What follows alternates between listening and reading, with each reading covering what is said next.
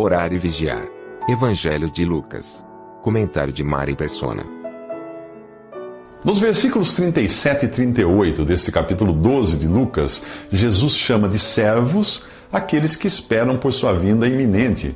Mas a linguagem muda no versículo 39. Agora ele apresenta outro tipo que chama de dono da casa, antes de exortar os discípulos a estarem preparados para a sua vinda. Ele diz: entendam, porém, isto: se o dono da casa soubesse a que hora viria o ladrão, não permitiria que a sua casa fosse arrombada.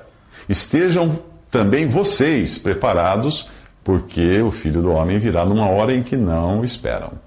Em Timóteo 3,15, Paulo chama o testemunho cristão de casa de Deus, que é a igreja do Deus vivo, coluna e fundamento da verdade. Porém, em 2 Timóteo 2,20, aquela casa é vista em um estado de degradação, como uma grande casa na qual há vasos não apenas de ouro e de prata, mas também de madeira e barro, alguns para fins honrosos, outros para fins desonrosos. O mesmo que os líderes do judaísmo fizeram com a casa de Deus da sua época, os cristãos fizeram com a casa de Deus na atual dispensação. Em Lucas 19, enquanto expulsava os vendedores do templo, Jesus dizia: está escrito, a minha casa será a casa de oração, mas vocês fizeram dela um covil de ladrões. Em sua volúpia por riquezas e poder, a imagem que o mundo tem hoje do cristianismo é muito diferente daquela encontrada nos primeiros cristãos. Neste capítulo 12 de Lucas, Jesus diz que onde estiver o seu tesouro, ali estará também o seu coração. Isto é, o tesouro é o imã que atrai o coração. Ao adotar para si as bênçãos que eram prometidas a Israel, bênçãos terrenas, a igreja colocou seu foco no acúmulo de tesouros terrenos. Não foram os pregadores do Evangelho da Prosperidade que inventaram isso, mas foi o comportamento adotado desde o 3º século, quando os cristãos deixaram de ser perseguidos para se transformarem em perseguidores. O patrimônio da cristandade é imenso. Se nós somarmos as riquezas de suas organizações, é uma coisa fabulosa. Não é de admirar que, no último estágio do testemunho cristão no mundo, que é representado por Laodiceia em Apocalipse 3, ela se considera rica e bem suprida. Mas a opinião do Senhor é bem outra. Você é miserável, digno de compaixão, pobre, cego e está nu. Dou-lhe este conselho: compre de mim ouro refinado no fogo, e você se tornará rico. Compre roupas brancas e vista-se para cobrir a sua vergonhosa nudez. E compre colírio para ungir os seus olhos e poder enxergar. Isso está em Apocalipse 3, 17 a 18. O caráter de dono da casa, usado pelo Senhor em sua parábola, cai muito bem para aqueles que apenas professam ser cristãos, e também para a cristandade institucional. Para estes, a vinda de Cristo será como a chegada inesperada de um ladrão, e irá pegá-los de surpresa. Vai ser um estraga-prazeres, causando a perda de tudo o que juntaram aqui. Nos próximos 3 minutos, conheça o vigilante que nunca fica ocioso. A lição desse capítulo 12 de Lucas continua mostrando que não estamos aqui apenas esperando pela vinda do Senhor, mas vigiando e trabalhando. Um vigia não pode cochilar, caso contrário, ele é pego de surpresa. Além da admoestação para vigiarmos, de Lucas 12:37, existem outras características daquele que realmente vive na expectativa de encontrar-se com Jesus a qualquer momento. Ele diz: estejam também vocês preparados, porque o Filho do Homem virá numa hora em que não o esperam. Quem é, pois, o administrador fiel e sensato, a quem o seu Senhor encarrega dos seus servos para lhes dar sua porção de alimento no tempo devido? Feliz o servo a quem o seu Senhor encontrar fazendo assim, quando voltar. Garanto-lhes que ele o encarregará de todos os seus bens. Portanto, nós devemos estar preparados, isto é, sempre prontos, pois não sabemos quando o Senhor virá nos buscar.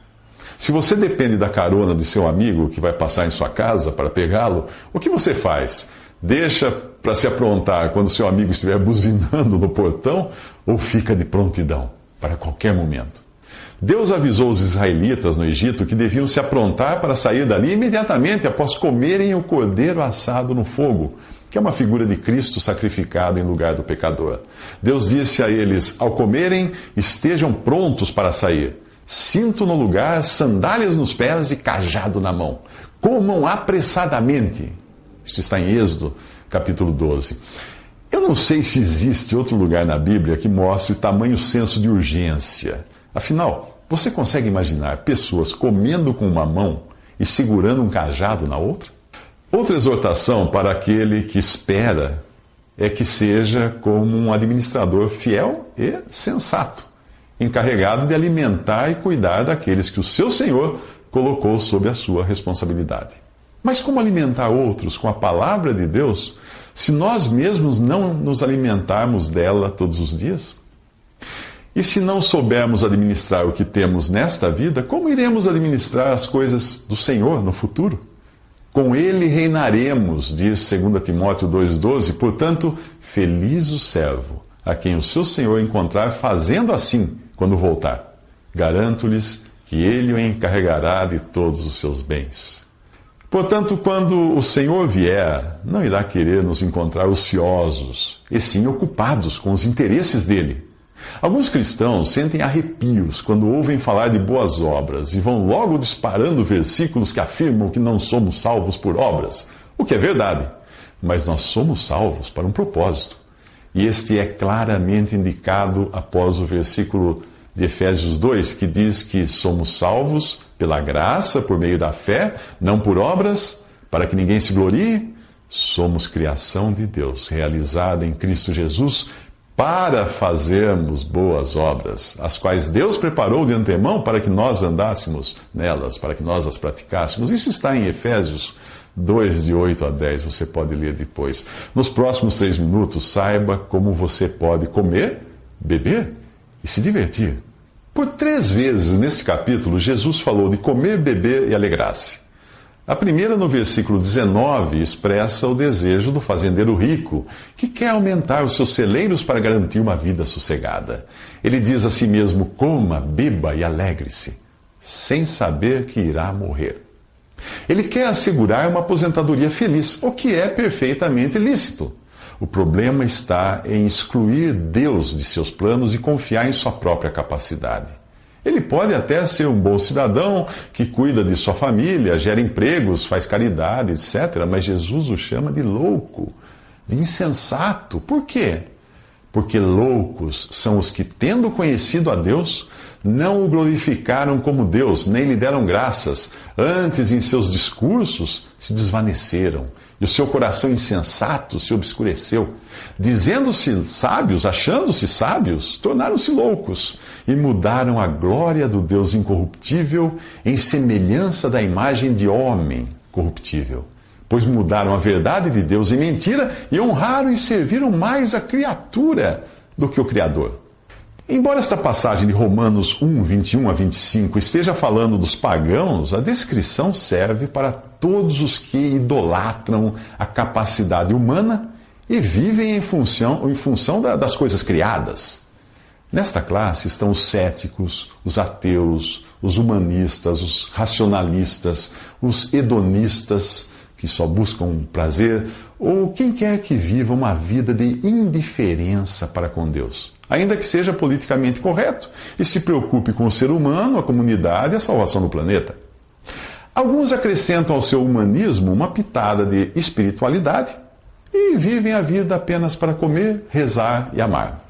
No versículo 37 de Lucas 12, é a vez dos verdadeiros servos desfrutarem por graça aquilo que o rico buscou obter pelo esforço próprio. Destes, dos verdadeiros servos, Jesus diz: felizes os servos cujo Senhor os encontrar vigiando quando voltar. Eu lhes afirmo que ele se vestirá para servir, fará que se reclinem à mesa e virá servi-los. Existe um tempo de descanso, satisfação e alegria para quem crê em Jesus e espera por ele. Mesmo que passe por dificuldades e necessidades nesta vida, ele comerá, beberá e se alegrará quando for servido pelo próprio Senhor. A próxima passagem, porém, sobre comer, beber e alegrar-se é a do falso servo, no versículo 45. Ali diz: meu Senhor se demora a voltar. E então ele começa a bater nos servos e nas servas, a comer, a beber e a embriagar-se. Este é o religioso que nunca se converteu, mas chama Jesus de Senhor. Ele não liga para a vinda de Cristo e é pior que o ímpio, que quer apenas comer, beber, se divertir. Ele quer embriagar-se. E é o que acontece com quem detém o poder religioso.